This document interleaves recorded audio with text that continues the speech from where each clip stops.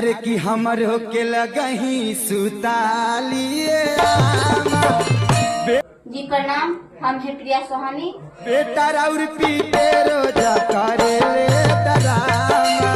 ठीक है जी प्रणाम। हम है प्रिया सोहानी। आप सबको बहुत बहुत धन्यवाद। आप सब इतना हमको सपोर्ट किए हैं और आगे भी सपोर्ट करते रहिए।